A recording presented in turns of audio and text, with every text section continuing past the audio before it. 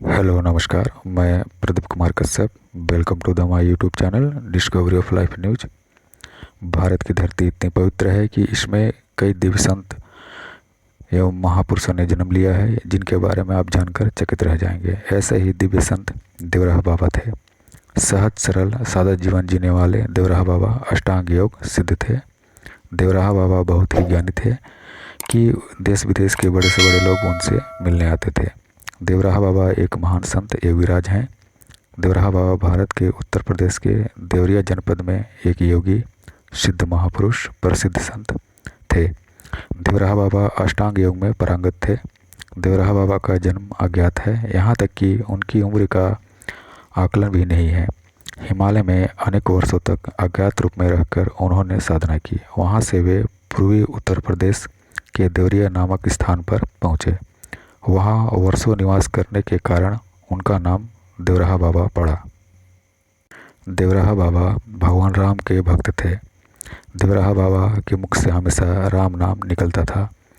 बाबा भक्तों को राम मंत्र की दीक्षा दिया करते थे।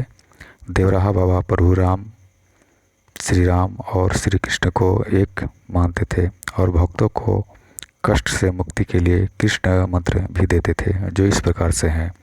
ओम कृष्णाय वासुदेवाय हरे परमात्मने प्रणता क्लेश नाशाय गोविंदाय नमो नमः।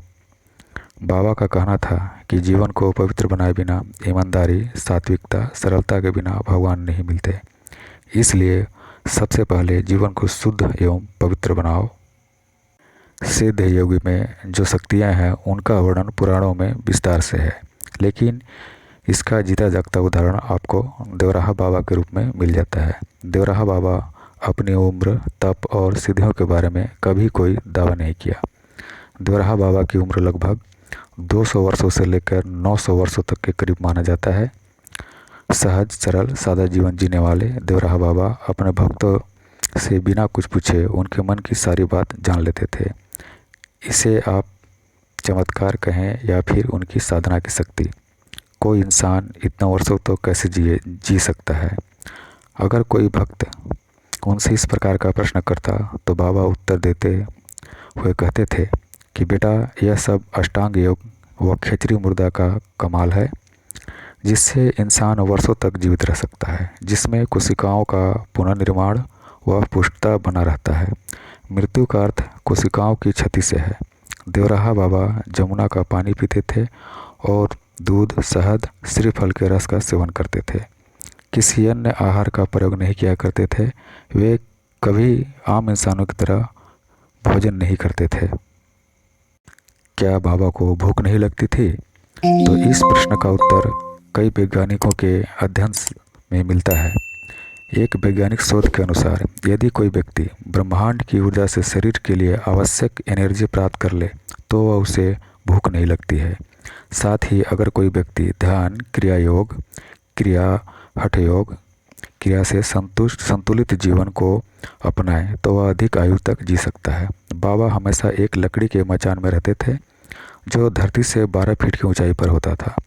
बाबा से कोई मिलने आते थे तो वे वहीं से अपने चरण से भक्तों को आशीर्वाद देते थे। चाहे कितनी भी ठंडी गर्मी हो, बाबा कभी कपड़ा नहीं पहनते थे, हमेशा बाघ की छाल को लपेटे रहते थे। बाबा एक साथ अनेक जगहों पर, अलग अलग जगहों पर उपस्थित हो सकते थे। बाबा का निर्जीव वस्तुओं पर भी नियंत्रण था। बाबा पेड़ पौधों से भी बातें किया करते थे। बाबा के आश्रम में लगे बबूल के पेड़ कभी कांटे नहीं हुआ करते थे। बाबा जीवन के अंतिम दिनों में मथुरा चले गए। बाबा को 19 जून 1990 में निर्वाण प्राप्त हुआ। बाबा आज भी अपने भक्तों को मार्गदर्शन का कार्य करते हैं। तो मेरे चैनल से दिया हुआ जानकारी अगर आपको पसंद आवे तो प्लीज़ लाइक करें, सब्सक्राइब करें, कमेंट करें। धन्यवाद।